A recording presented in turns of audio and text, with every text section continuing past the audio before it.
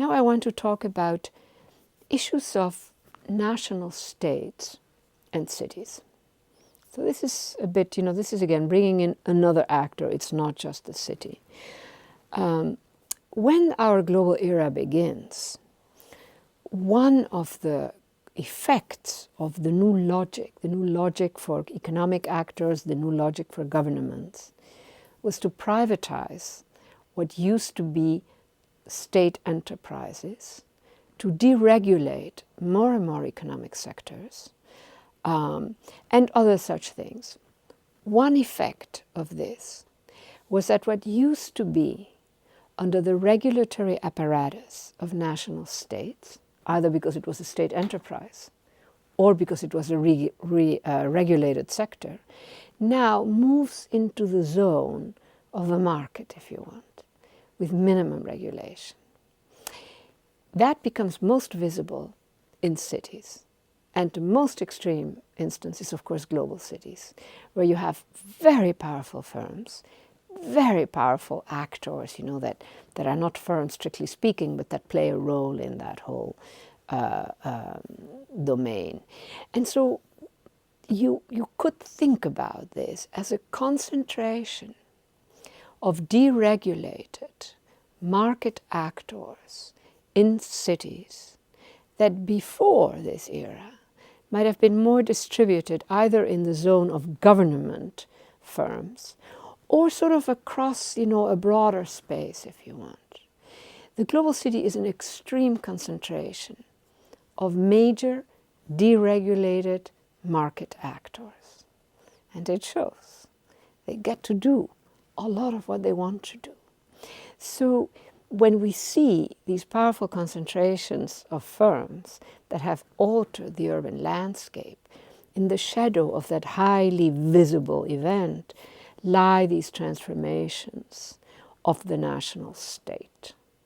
And if I just focus for a minute on the national state itself, which is one of the projects that I have done, I must say that this process that I just described, this deregulation, this privatizing, the direct effect that it has on one part of government and weakens that part of the government is on the legislature or the parliament. That is the political, that is the state component that loses power, that really is weakened. When you deregulate, you're taking away oversight functions from the parliament or the legislature. And the same thing when you privatize. Privatizing and deregulating have that effect. Now, at the same time, what you can see separately is that the executive branch of government gains powers. It gains powers in a very peculiar way. And then you can also see the connection between the deregulating and privatizing that affects the legislature and what happens in the executive branch of government. So you have deregulated and privatized telecommunications, for example, which used to be in the national state. What does that mean? That still means that there are certain functions that have to be executed for the sector to function. It is simply not true that a complex sector like telecommunications can operate in some wild zone of pure competition and without any sort of regulation, no governing. Partly it can, because it would become very expensive. These firms need to be able to concentrate, to not be so much really in the zone of free market, actually very little free market, a few monopolies that begin to control everything. Now, what happens is that inside the executive branch of government, commissions are set up to regulate telecommunications, to regulate all kinds of other deregulated sectors. Now, how are those commissions set up inside the executive branch? They are set up, the top people in the executive branch of government choose experts. Where do the experts come from? They come from those sectors themselves. They may trot in one or another academic, but these are sectors, think of telecommunications, that are continuously subject to transformation, to innovation, to competitions worldwide, etc. No academic is going to know as much and be on top of the real, often not so visible struggles as the people from the firms themselves. So what you have is an alliance between the executive branch of government and those big corporate actors, and they sort of develop a de facto policy. Now that means that the executive branch of government gains power because it is a direct ally, sort of a contract if you want, with these extremely powerful firms. Same thing with the IMF, WTO, and other regulators who were critical actors in the last 20 years to deregulate and privatize whole economies, the neoliberal project. The IMF only, any of those regulators, IMF, WTO, only deals with the executive branch of government.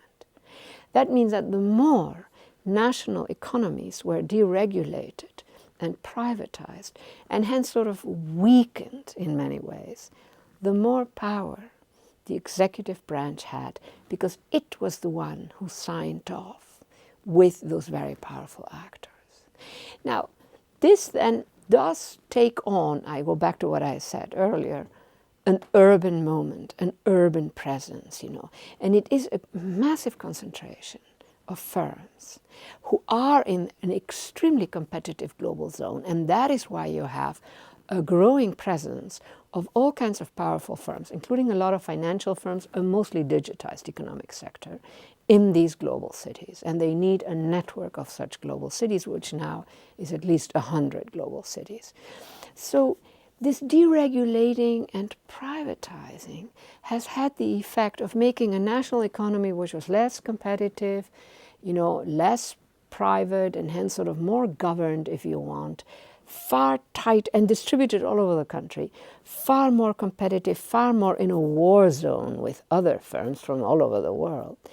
And hence they need more and more of these global cities. So partly that massive and growing concentration that you see of firms in global cities, that expanded urban footprint, which translates into gentrified landscapes, if you want, in cities, is connected to the deregulating and the privatizing of whole economies. Now, this image that I've used in the before, that you see only the city, but around the visibility of the city, what the city makes visible, there is this shadow zone where all kinds of other processes are happening. And one of those is this one that I just described.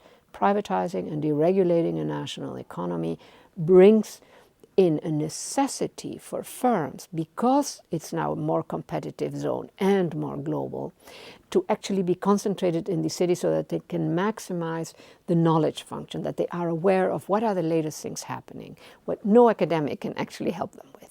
It's the reality on the ground. And you get that, you pick that up in the global city. It's like a huge sound chamber where everything that is happening is sort of, you can become aware of it. So these are very disturbing, if you want, trends as well.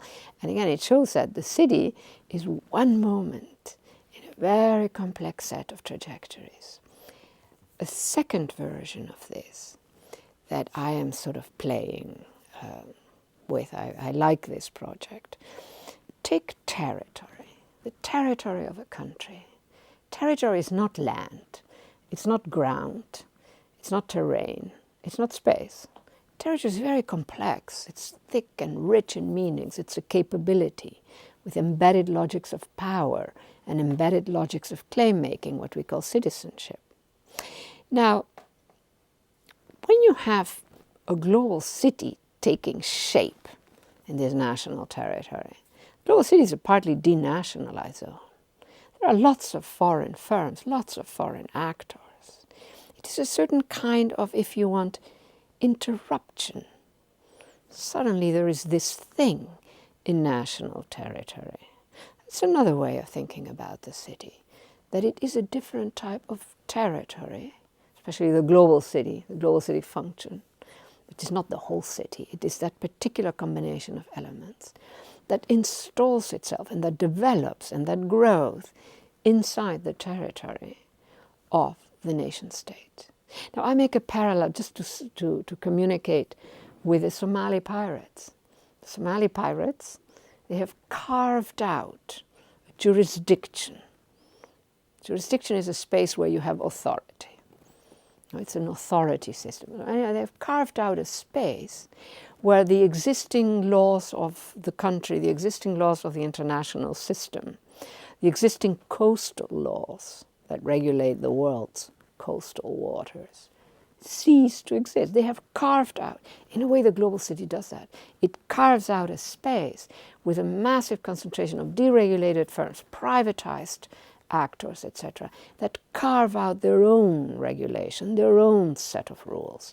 When I spoke about cities being in the vanguard of environmental innovations, etc., that is also, they carve out a jurisdiction which is far more advanced in terms of environmental questions than the rest of the country.